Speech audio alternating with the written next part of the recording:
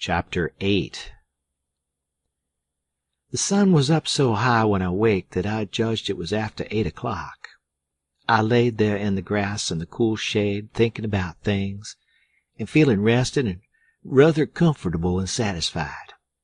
I could see the sun out at one or two holes, but mostly it was big trees all about, and gloomy in there amongst them.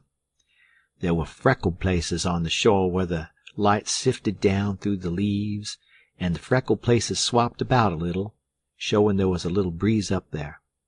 A couple of squirrels sat on a limb and jabbered at me very friendly.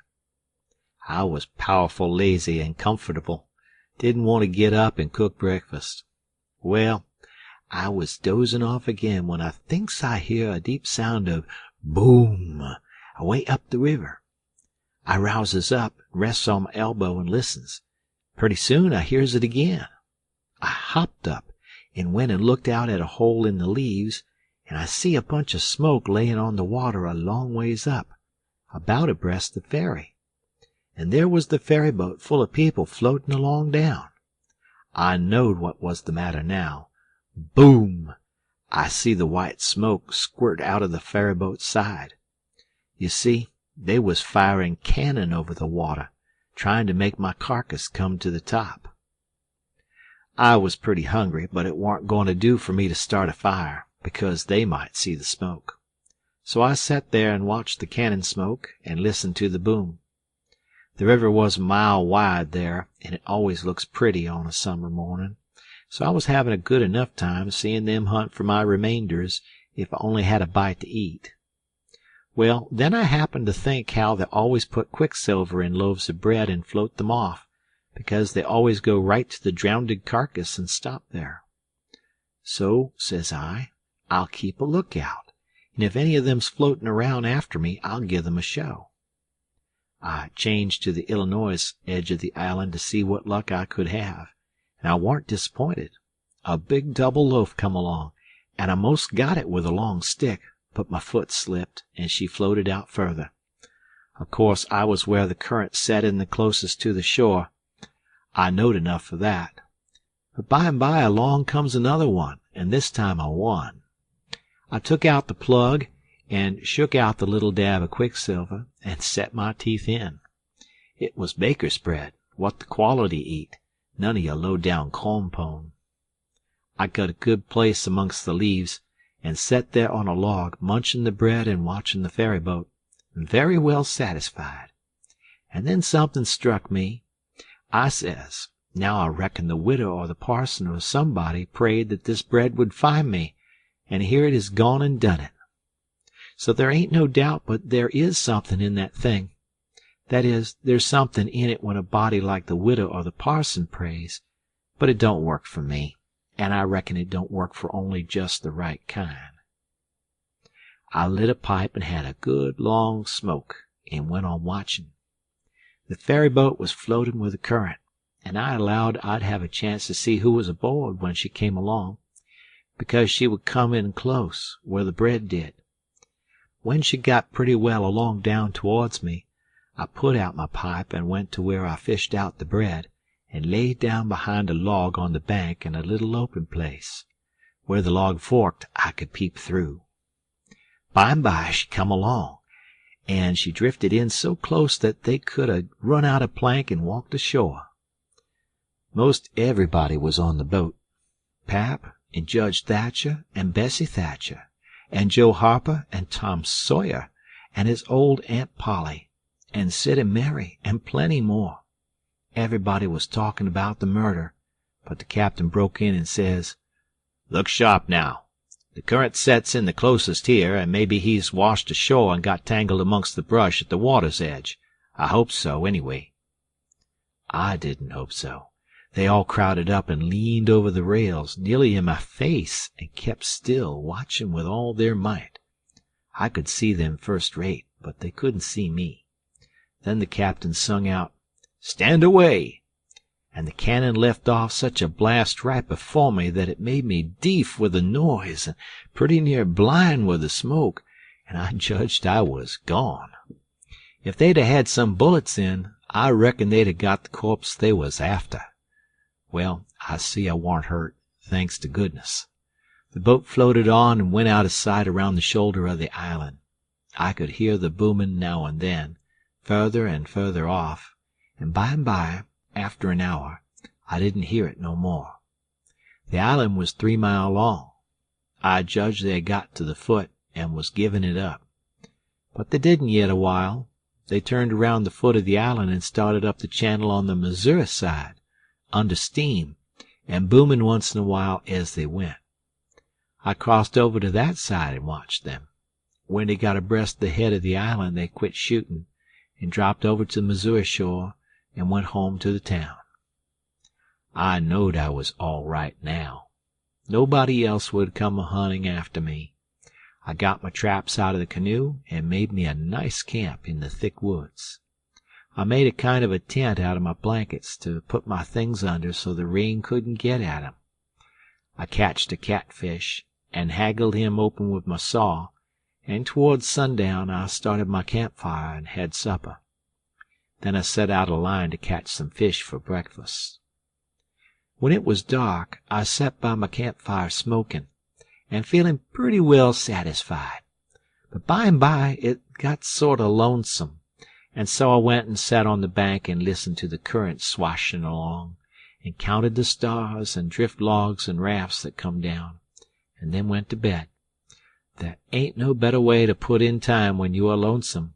You can't stay so. You soon get over it. And so for 3 days and nights. No difference, just the same thing. But the next day I went exploring around down through the island. I was boss of it. It all belonged to me, so to say, and I wanted to know all about it. But mainly I wanted to put in the time. I found plenty strawberries, ripe and prime, and green summer grapes, and green raspberries, and the green blackberries was just beginning to show. They would all come handy by and by, I judged. Well, I went fooling along in the deep woods till I judged I warn't far from the foot of the island. I had my gun along, but I hadn't shot nothing. It was for protection. I thought I would kill some game nigh home. About this time I mighty near stepped on a good-sized snake, and it went sliding off through the grass and flowers, and I after it, trying to get a shot at it. I clipped along, and all of a sudden I bounded right onto the ashes of a campfire that was still smoking. My heart jumped up amongst my lungs. I never waited for to look further, but uncocked my gun and went sneaking back on my tiptoes as fast as ever I could. Every now and then I stopped a second amongst the thick leaves and listened, but my breath come so hard I couldn't hear nothing else. I slunk along another piece further, then listened again, and so on and so on. If I see a stump, I took it for a man. If I trod on a stick and broke it, it made me feel like a person had cut one of my breaths in two, and I only got half, and the short half, too. When I got to camp, I warn't feeling very brash. There warn't much sand in my craw, but I says, this ain't no time to be fooling around. So I got all my traps into my canoe again, so as to have them out of sight, and I put out the fire, scattered the ashes around to look like an old last year's camp, and then clumb a tree. I reckon I was up in the tree 2 hours, but I didn't see nothing. I didn't hear nothing. I only thought I heard and seen as much as 1,000 things. Well, I couldn't stay up there forever, so at last I got down, but I kept in the thick woods and on the lookout all the time. All I could get to eat was berries and what was left over from breakfast. By the time it was night, I was pretty hungry. So when it was good and dark, I slid out from shore before moonrise and paddled over to the Illinois bank, about 1/4 mile. I went out in the woods and cooked a supper, and had about made up my mind I would stay there all night, when I hear a plunkety-plunk, plunkety-plunk, and says to myself, horses coming, and next I hear people's voices. I got everything into my canoe as quick as I could, and then went creeping through the woods to see what I could find out. I hadn't got far when I hear a man say, "We better camp here if we can find a good place. The horses is about beat out. Let's look around." I didn't wait, but shoved out and paddled away easy. I tied up in the old place, and reckoned I would sleep in the canoe. I didn't sleep much. I couldn't, somehow, for thinking. And every time I waked up I thought somebody had me by the neck. So the sleep didn't do me no good. By and by I says to myself, I can't live this way. I'm a-going to find out who it is that's here on the island with me. I'll find it out or bust. Well, I felt better right off. So I took my paddle and slid out from shore just a step or two, and then let the canoe drop along down amongst the shadows. The moon was shining, and outside of the shadows it made it most as light as day. I poked along well on to an hour, everything still as rocks and sound as sleep. Well, by this time I was most down to the foot of the island. A little ripply, cool breeze begun to blow, and that was as good as saying the night was about done. I give her a turn with the paddle and brung her nose to shore, then I got my gun and slipped out and into the edge of the woods. I sat down there on a log and looked out through the leaves. I see the moon go off watch, and the darkness begin to blanket the river. But in a little while I see a pale streak over the tree-tops and knowed the day was coming. So I took my gun and slipped off towards where I had run across that campfire, stopping every minute or two to listen. But I hadn't no luck somehow. I couldn't seem to find the place. But by and by, sure enough, I catched a glimpse of fire away through the trees. I went for it, cautious and slow. By and by I was close enough to have a look. There laid a man on the ground. It most give me the fantods. He had a blanket round his head, and his head was nearly in the fire. I sat there behind a clump of bushes in about 6 foot of him, and kept my eyes on him steady. It was getting gray daylight now. Pretty soon he gapped and stretched himself, and hove off the blanket, and it was Miss Watson's Jim. I bet I was glad to see him. I says, "Hello, Jim," and skipped out. He bounced up and stared at me wild. Then he drops down on his knees and puts his hands together and says, "Don't hurt me, don't. I ain't never done no harm to a ghost. I always liked dead people, and done all I could for 'em. You go and get in the river again where you belongs, and don't do nothing to old Jim, atter's always your friend." Well, I warn't long making him understand I warn't dead. I was ever so glad to see Jim. I warn't lonesome now. I told him I warn't afraid of him telling the people where I was. I talked along, but he only sat there and looked at me, never said nothing. Then I says, "It's good daylight. Let's get breakfast.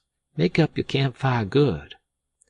"What's the use of making up the campfire to cook strawberries and such truck? But you got a gun, hain't you? Then we can get something better than strawberries." "Strawberries and such truck," I says. "Is that what you live on?" "I couldn't get nothing else," he says. "Why, how long you been on the island, Jim?" "I come here the night after you's killed." "What, all that time?"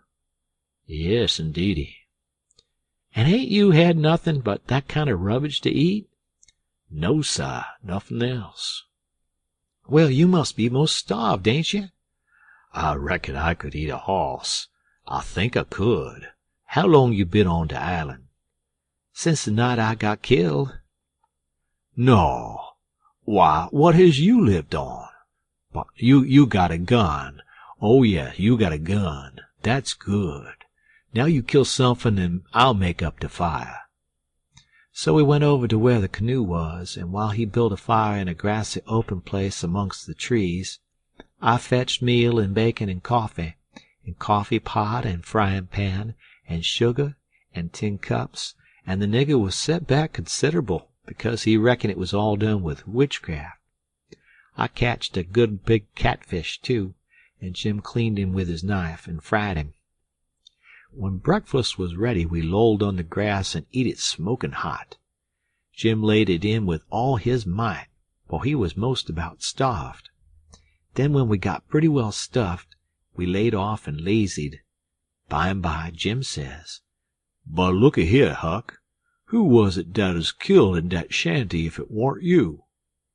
Then I told him the whole thing, and he said it was smart. He said Tom Sawyer couldn't get up no better plan than what I had. Then I says, "How do you come to be here, Jim? How'd you get here?"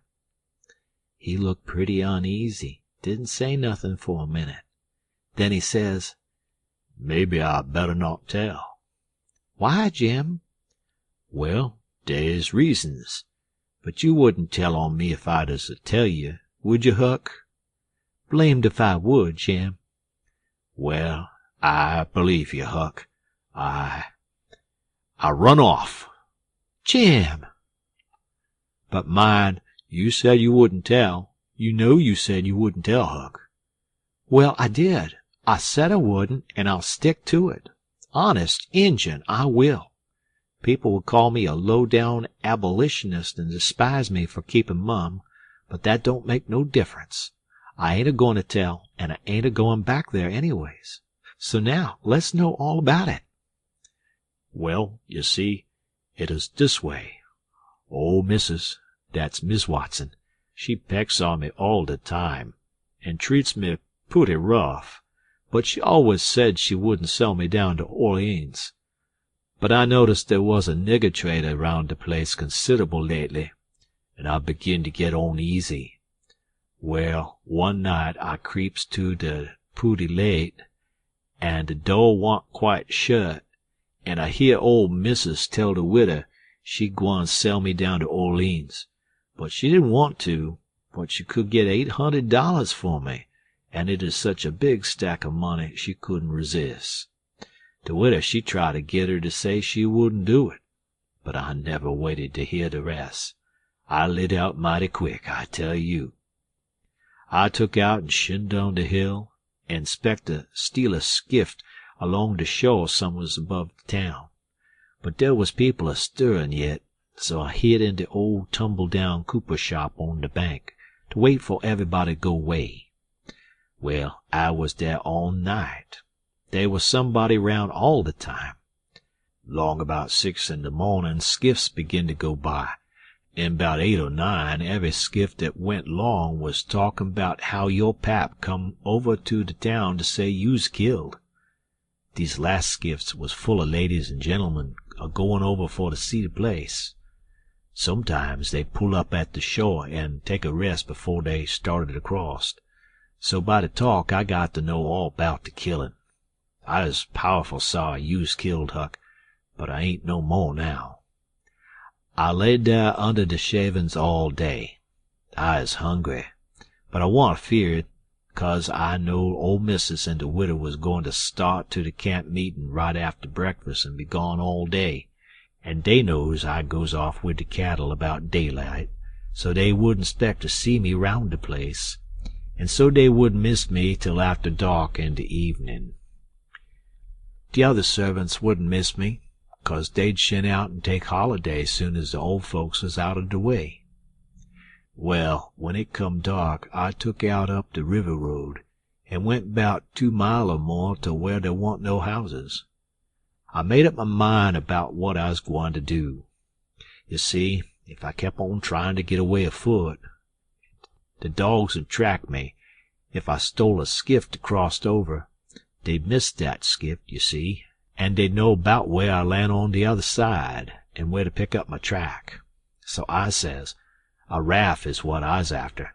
It don't make no track. I see a light a-comin' round the point by and by, and I wade in and shove a log ahead of me and swum more'n half-way across the river, and got in 'mongst the driftwood, and kept my head down low, and kind-o' swum agin the current till the raft come along. Then I swum to the stern of it and took a holt. It clouded up and was putty dark for a little while, so I clumb up and laid down on the planks. The men is all way yonder in the middle where the lantern was. The river was a-risin', and they was a good current, and I reckoned that by 4 in the morning I'd be 25 mile down the river, and then I'd slip in just 'fore daylight and swim ashore, and take to the woods on the Illinois side. But I didn't have no luck. When we was most down to the head of the island, a man begins to come aft with the lantern, and I see it wa'n't no use for to wait, so I slid overboard and struck out for the island. Well, I had a notion I could land most anywheres, but I couldn't, bank too bluff, and I was most to the foot of the island before I found a good place. I went into the woods, and judged I wouldn't fool with rafts no more, long as they moved the lantern round so. I had my pipe and a plug of dog-leg and some matches in my cap, and they warn't wet, so I was all right. And so you ain't had no meat nor bread to eat all this time? Why didn't you get mud turkles? How you going to get 'em? You can't slip up on 'em and grab 'em. And how's a body going to get 'em with a rock? How could a body do it in the night? And I weren't going to show myself on the bank in the daytime. Well, that's so. You've had to keep in the woods all the time, of course. Did you hear 'em shooting the cannon? Oh, yes. I knowed they was after you. I see 'em go by here. Watched 'em through the bushes. Some young birds come along, flying a yard or two at a time and lighting. Jim said it was a sign it was going to rain. He said it was a sign when young chickens flew that way, and so we reckoned it was the same way when young birds done it. I was going to catch some of them, but Jim wouldn't let me. He said it was death. He said his father laid mighty sick once, and some of them catched the bird, and his old granny said his father would die, and he did. And Jim said you mustn't count the things you are going to cook for dinner, because that would bring bad luck. The same if you shook the tablecloth after sundown. And he said that if a man owned a beehive and that man died, the bees must be told about it before sunup next morning, or else the bees would all weaken down and quit work and die. Jim said bees wouldn't sting idiots, but I didn't believe that, because I had tried them lots of times myself, and they wouldn't sting me.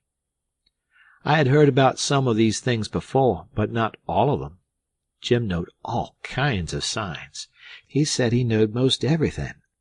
I said it looked to me like all the signs was about bad luck, and so I asked him if there weren't any good luck signs. He says, "Mighty few, and they ain't no use to a body. What you want to know when good luck's a-comin' for? Want to keep it off?" And he said, "If you's got hairy arms and a hairy breast, it's a sign that you's a-gwine to be rich. Well, there's some use in a sign like that, 'cause it's so fur ahead. You see, maybe you's got to be poor a long time first, and so you might get discouraged and kill yourself if you didn't know by the sign that you're gwine to be rich by and by." Have you got hairy arms and a hairy breast, Jim? What's the use to ask that question? Don't you see I has? Well, are you rich? No, but I been rich onct, and gwine to be rich again. Onct I had $14, but I took to speculatin' and got busted out. What did you speculate in, Jim? Well, first I tackled stock. What kind of stock? Why, livestock, cattle, you know. I put $10 in a cow, but I ain't gwine to risk no more money in stock. The cow up and died on my hands. So you lost the $10? No, I didn't lose it all. I only lost about 9 of it. I sold a hide and taller for $1.10. You had $5.10 left. Did you speculate any more? Yes. You know that one-legged nigger that belongs to old Mr. Bradish?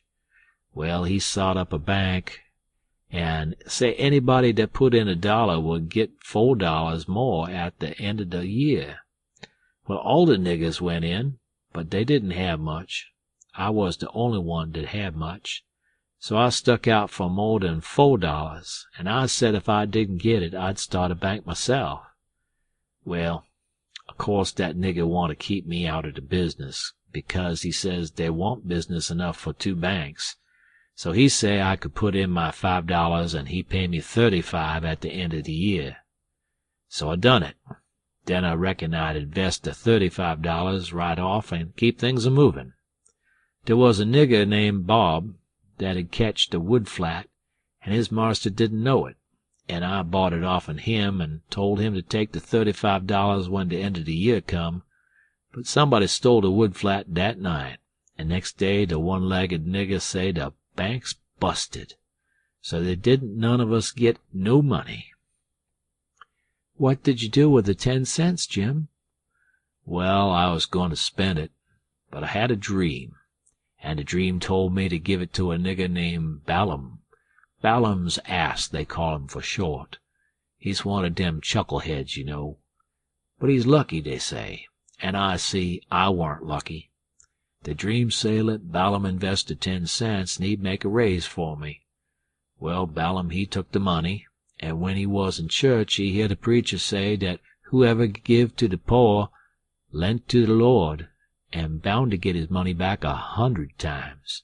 So Balaam he took and give the 10 cents to the poor, and laid low to see what was going to come of it.